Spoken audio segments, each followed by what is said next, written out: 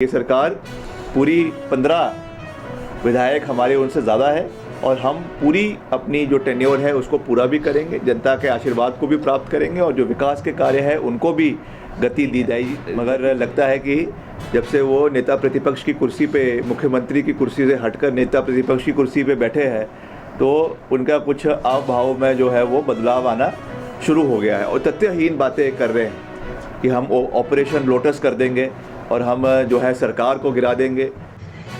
BJP नेताओं की तरफ से आए दिन ऑपरेशन लोटस को लेकर कही जा रही बातों पर खेल मंत्री विक्रमादित्य सिंह ने पलटवार किया है। आज मंडी में विक्रमादित्य सिंह ने कहा कि कांग्रेस सरकार के पास बीजेपी से 15 विधायक ज्यादा हैं। उन्होंने कहा कि जयराम ठाकुर वैसे तो भड़काऊ भाषण नहीं देते, लेकिन जब से वे नेता प्रतिपक्ष की कुर्सी पर बैठे हैं तब से उनके हाव भाव ही बदल गए हैं। बार बार सरकार की अस्थिरता की भ्रामक बातें कर रहे हैं। प्रदेश की कांग्रेस सरकार पूरी तरह से मजबूत और स्थिर है। ये सरकार पूरे 5 साल चलेगी और उसके बाद फिर से जनादेश प्राप्त करेगी। जयराम ठाकुर एक जिम्मेदार पद पर रहे हैं, ऐसे में उन्हें प्रदेश हित में बात करनी चाहिए और सरकार के गलत कार्यों के तथ्यों पर आधारित निंदा करनी चाहिए।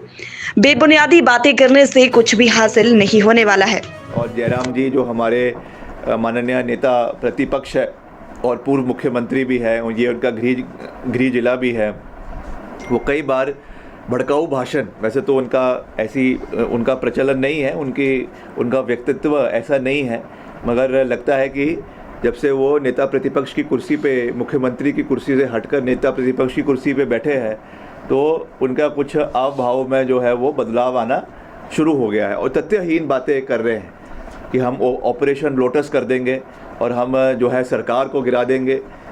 ये वो भूल गए हैं जब उनकी सरकार बनी थी तो कहते थे कि हम 25 साल तक हम जो है अब सरकार में रहने वाले हैं। तो ये लोकतंत्र है। लोकतंत्र में जिसके पास बहुमत है वो ही जीतता है और जिसके पास नहीं है वो विपक्ष में है या फिर विधानसभा से भी बाहर है।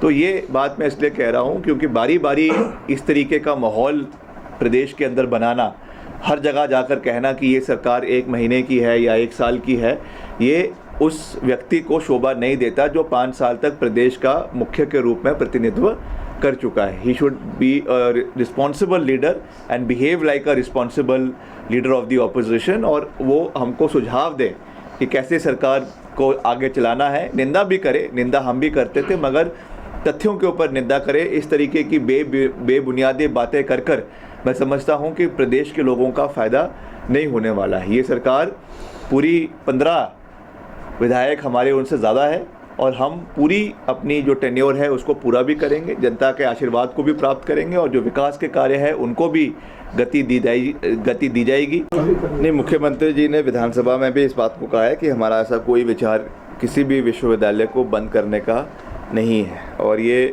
पहले भी वैसे जब रूसा के बाद ख़त्म हुआ तो क्लस्टर यूनिवर्सिटीज़ हमारे समय में शुरू हुई है, वो तो बाद में उसको अपग्रेड करके जो है एक विश्वविद्यालय का दर्जा दिया गया। ये अच्छी बात है। मंडी में जो है वो आपका यहाँ पे सरदार पटेल यूनिवर्सिटी बनी है, उसका रखरखाव, उसकी क्वालिटी एजुकेशन इम्पार्ट करे, ये हमारा दायित्व है। मगर उसमें अगर इस तरीके की अगर कोई अनियमितताएं पाई जाती है या उस तरीके की कोई रिपोर्ट्स आ रही है तो ये भी सरकार की मॉरल रिस्पॉन्सिबिलिटी है कि उसके ऊपर इंक्वायरी हो। बट ये किसी भी राजनीतिक प्रतिशोध से या किसी उससे नहीं है।